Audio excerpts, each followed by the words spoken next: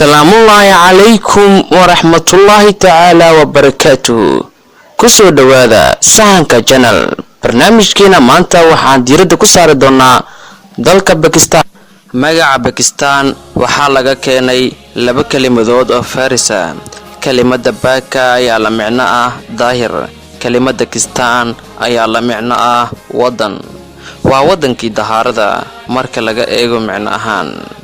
Bakistaan waxaa la aasaasay 1947 iyadoo u taagan dowladda muslimiinta bariga iyo koonfurta qaarada eekaha Hindiya. muslimiinta ayaa halkaa u badan. Bakistaan waa dowladda lixaad ee ugu dadka badan caalamka, waxaana ku nool 200 oo milyan oo qof.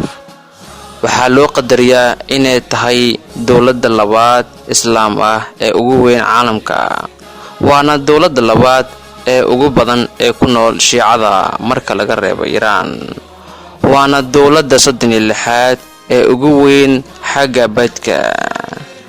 Bakistaan waxaa laga helaa 4 kamida 40 buurood oo asal ah uguna sareeya caalamka, sida buurta Himalaya iyo Hindukush. caasimada dalka Bakistaan waa Islamabad, magaalada ugu weyn waa Karachi. qabiilada Karachi ee sheedaanka caabuda waxay aaminsan yihiin caqiidooyin kala duwan oo la yaab leh, sida xafladda guga durbaan la garaaco, sidoo kale la ogeysiyo inay soo dhawaatay xafladda. inta xafladda lagu guda jiro ayaa dadka ka tirsan Karachi oo aaminsan yihiin in diinta meel sare ka gaareen.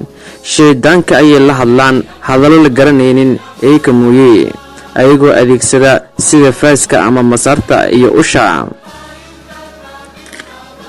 xafladda ayaa noqotay mid soo jiidata dadka dalxiisayaasha ayadoo lagu qabto halka qoobka ciyaar la isku barto, kadibna dhalinyarada isdoonaya ee isku doortaan. wax akhlaaq ah ma lahan dadkani ha ku noolaadaane dal islaam ah. habeenaydii doonaysa inay iska beddesho ninkeedii hore, kaliya ninka cusub ayaa bixinaya labalaab ninkii hore wixii uu bixiyey. keenta Jangamanga ayaa ah keenta ugu weyn caalamka ee dad bini'aadan sameeyeen, waxayna ku fadhisaa masaaxad dhan ku dhowaad 12,000 oo fiid. Bakistaan waa dowladda muslimka ah ee haysta nuclear-ka.